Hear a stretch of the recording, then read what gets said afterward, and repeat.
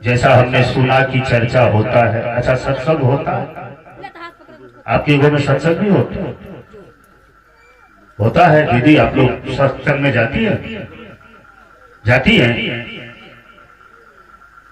जय छिए हालत लगता नहीं है कि भगवान से आपको कोसों कोसों दूर कोई संबंध है, क्योंकि ईश्वर से जिसको संबंध होगा वह ईश्वर के करीब होगा, परमात्मा के नजदीक बैठेगा, ईश्वर के सानिध्य लाभ लेगा।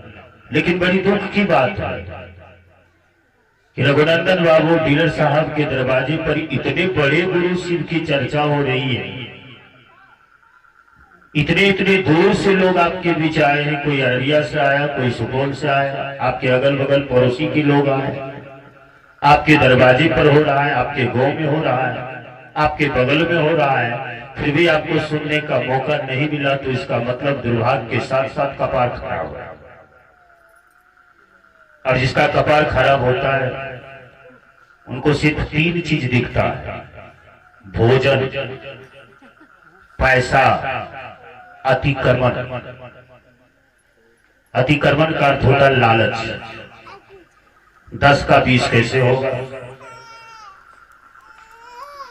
और अहंकार से चूर हो जाता है कि हम सब कुछ जानते ही। दौलत कमाने की इच्छा जागृति होती है, अपने मूल जीवन के आधार को ही भूल जाता है। कुछ लोग हैं आपके बीच जो अद्भुत परमात्मा से प्रेम करते हैं, ईश्वर को चाहता है, इसलिए वो आके बैठ गया। मुझे लगता है कि इसमें भी बहुत आदमी का मन छटपटाता है कि कब जाए भैंस बाहर कुटी के देगा। बहुत आदमी का मन छटपट कर रहा है। और ये गलती आपकी हमारी नहीं। मन किसका छटपटाता है जानते हैं? अच्छा, कभी कुत्ते को देखे हैं सत्संग में बैठ के सुनते हुए? बुरा मत मानिएगा, हम जो कहने आए कह के जाएंगे। आपको अच्छा लगे बैठिए, नहीं लगे हटिए, रिश्तेदारी नहीं करना है। महादेव गुरु है ले, आप मानिएगा तो ही, नहीं मानिएगा तो ही। समझने का प्रयास करें। कुत्ते, घोड़ा, गधा, नढ़िया को कभी सत्संग में बैठे देखे आप लोग? दीदी कभी सत्संग भजन या मंदिर में जले चढ़ाने गया तो मन बुझ जाएगी। जो आपके पावन पवित्र पर आदमी है वो तो सत्संग में आएगा, जो मनुष्य है वह ईश्वर की चर्चा में आएगा। और जिसके अंदर कुत्ता नढ़िया का संस्कार है तो दूसरों घर में आग लगाने के चक्कर में होगा कि कल पटुआ छोड़ेंगे, भाई पटुआ नहीं बिकेगा, धान में पानी नहीं लगा है। यानी वो पाप करते करते श्मशान घाट जाएगा। श्मशान में भी उसे याद दिलाता है राम राम सत्य है। वहां भी उसे याद दिलाता है राम राम, मतलब राम मात्र एक ही राम है, दूसरा कोई नहीं हो सकता। राम राम सत्य है, मतलब राम मात्र एक ही राम है। और दूसरा जो राम बनता तो जेले जाता है। राम रहीम आसाराम ढेरी बाबा जेल में गया जो भगवान बनना चाहता है। तो वहां याद दिलाता है राम नाम सत्य है, सबका ही गत है। इसका क्या मतलब समझे आप? राम नाम सत्य है, सबका ही गत, इसका क्या मतलब समझिए। राम नाम सत्य है, इसका मतलब ये नहीं कि राम सत्य है, इसका मतलब ये नहीं कि राम सत्य है। इस पर जिसको संदेह है आ जाइए, हम उसी से बात करने के लिए आए। राम नाम सत्य है, अर्थ हुआ राम जिस नाम को जपता था वह नाम सत्य है, जिसका एक्सपायरी डेट नहीं है। एक्सपायरी डेट का मतलब समझते हैं ना? मृत्यु नहीं है। और मृत्यु किसका नहीं है?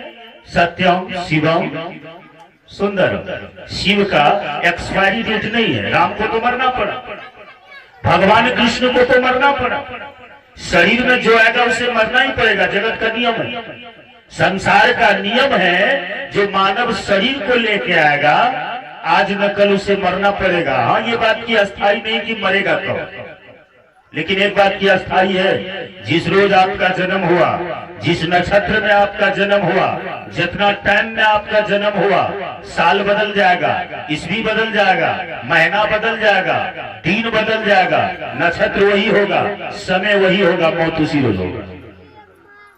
ये शाश्वत सत्य है।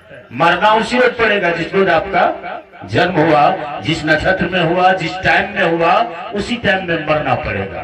कहा मौत भी जिसके नाम से घबरा जाते हैं। मौत, मृत्यु से सब डरते हैं ना, मरने से कौन नहीं डरता।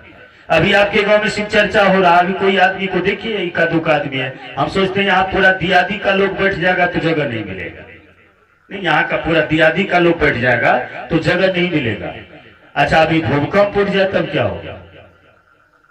अभी जब भूकंप चालू हो जाए, धरती डोलने लगे, तो जो आदमी घर से नहीं आया, घर से निकलेगा कि घरे में रहेगा? घरे में रहेगा नहीं, पहले अपनी जान बचाएगा, भागो। पहले अपना भागेगा, बाद में बच्चे कहेगा भागो भागो, भूकंप होगा भागो। मतलब आदमी स्वार्थी है, भगवान को चकमा देता है। चकमा नहीं कहा जाए, ये अगरबत्ती दिखा दिखा के खुद तो दलाल बनिए गया, भगवान को भी बेवकूफ बना रहा है। ये प्रसाद चढ़ाकर, ये धूप अगरबत्ती लगाकर, फोटो लगाकर, और ये काम करने वाला एक नंबर का चोर होता है जो भगवान को उल्लू बनाता है। वो कहता हम पूजा करते हैं, पूजा का मतलब जानता नहीं। वो कहता हम सत्संग करते, सत्संग का अर्थ जानता नहीं। वह कहता हम भक्ति करते हैं, भक्ति का मतलब जानता नहीं। एक बात तो आपके गांव में मैं प्रचार के साथ कहना चाहूंगा, हिदा माय चैलेंज, कि अगर किसी में औकात है भक्ति करने के लिए तो मेरे पास आइए, इसका परिभाषा समझाओ कि भक्ति का क्या परिभाषा है। भक्ति का मतलब क्या है? जगत में खास करके इस कलयुग में भूमंडल की बात करता है, द वर्ल्ड, संपूर्ण वर्ल्ड में किसी संत महापुरुष या मठाधीश का औकात नहीं है कि भगवान की भक्ति कर लेगा। भक्ति बड़ी ऊंची चीज होती है। भक्ति करने के लिए 4 चीज चाहिए: श्रद्धा, समर्पण, विश्वास, प्रेम। और ये चारों चीज डिलेट है आपके हमारे अंदर से। ये 4 चीज नहीं है, श्रद्धा, समर्पण, विश्वास और प्रेम। ये तो अभी दिख रहा है आपको, कितना आदमी को भगवान से श्रद्धा है, दिख रहा है ना, अभी देख लीजिए आप।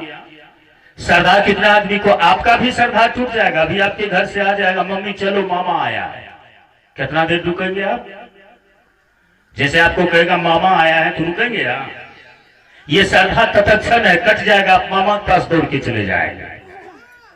श्रद्धा, समर्पण। समर्पण का अर्थ होता है जीवन को मैंने सौंप दिया गुरुदेव तुम्हारे चरणों में, अपने आप को समर्पण कर देना, तन मन धन तीनों चीज। लेकिन समर्पण वो नहीं करते हैं। क्या करते हैं? कैंसर, टीबी, ब्रेन ट्यूमर, माथा दर्द, बुखार, खांसी, सर्दी, ये सब भगवान को समर्पण करते हैं। तन मन धन सोना चांदी बेटा बेटी को अपने रख लेते हैं, ये सब अपना, और दुख दलित भगवान का। कमाले, ये कौन सी पूजा है? भगवान इसीलिए कहता, अच्छा बुर्बक समझते हो हमको, तुम एक परिवार को चलाते हो, सोचना हम तो पूरा दुनिया चला रहे हैं। तुम जिस चीज को मेरे पास ट्रांसफर करते हो ना, स्वार्थी बनोगे, वह बीमारी तुम्हारे पीछा में लगा दूंगा। और देख लीजिए खेला, जो दौलत दौलत करता है, धन दौलत धन दौलत धन दौलत, बहुत दौलत दे देता है उसको भगवान, खास करके महादेव। ये आगे पीछे का नहीं सोचता, इनसे सबको डर लगता है महादेव से। माता लक्ष्मी एक बार डर गई, जब समुद्र मंथन हुआ, पुनः सृष्टि की नवीन निर्वाण हुई, तो माता लक्ष्मी वरमाला लेके बाहर आई। तो सबसे पहला नजर ब्रह्मा जी के ऊपर पड़ा। ब्रह्मा के पास गया माला लेकर, और ब्रह्मा के पास जैसे माला लेके गया तो ब्रह्मदेव से कहा कि आप तो विधि विधाता है, आप तो दाता है, सृष्टि के जनक है, देखने में भी सुंदर है आप, लेकिन आपको मैं अपना पति नहीं बना सकती। ब्रह्मदेव कहा क्यों देवी? कहा आप कामुक पुरुष हैं, आप कामना का शिकार करते हैं, इसलिए अपने पुत्री से विवाह करने की मानसिकता में महादेव से 5वां सिर कटवा बैठे, इसलिए मेरे पति की योगा अपनी। नंबर 2, बाबा विश्वकर्मा के पास गए, कहा आप भी बड़ी पॉपुलर देवता है, बड़ी टॉप के हैं, परंतु मैं आपसे विवाह नहीं कर सकती। बाबा विश्वकर्मा कहा क्यों? कहा किसी को तो आप तार देते हैं, किसी को साफे उघाड़िए देते हैं, आप में भी स्वार्थ है।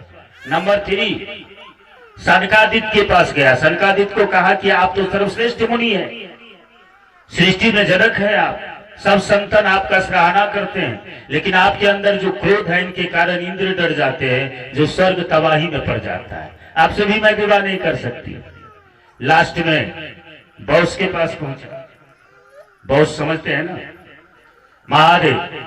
महादेव को कहा कि आप तो परम पिता है, सब कुछ जानते हैं, सर्वव्यापक हैं, लेकिन आपसे एक चीज का डर लगता है, कौन नहीं चाहता आपसे विवाह करने के लिए? आप तो सब देवों में सर्वश्रेष्ठ है, सुंदर है, लेकिन एक चीज से डर लगता है, कोई राक्षस अगर आपका पूजा करे और आप खुश होकर वरदान देने लगी, मांगो क्या मांगते हो, कह देगा लक्ष्मी चाहिए तो आप कह दीजिएगा तथास्तु। इसी से डर लगता है, आप कुछ भी दे सकते हैं। इसलिए उनको कहा गया अंधरण का कारण, मतलब कुछ भी दे सकता है। अभी ये लिमिट क्रॉस कर दे तो तबाही उठ जाएगा, आपको कोई भगवान नहीं बचा सकता।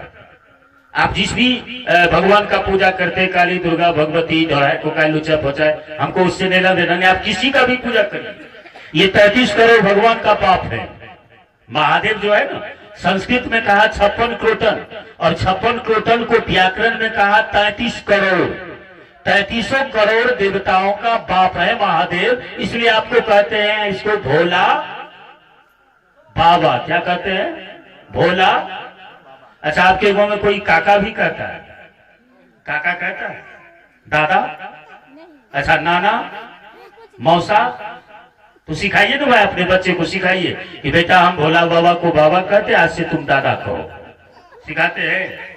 नहीं सिखाते हैं, क्योंकि ये दादा का भी बाबा है, परदादा का भी बाबा है, उनके ऊपर जो दादा है उसका भी बाबा है, उनके ऊपर जो दादा है उसका भी बाबा है। मेरा भी बाबा है, कल मेरे बच्चे का भी बाबा होगा। इधर इंटरनेशनल बाबा, भोला बाबा सबके बाबा, अचंदा मामा घर घर के मामा। आज तक भोला बाबा की कुर्सियां चेंज नहीं हुई है, इसकी कुर्सियां कभी चेंज नहीं हुआ, इसीलिए इनको कहा गया भोला बाबा। बाबा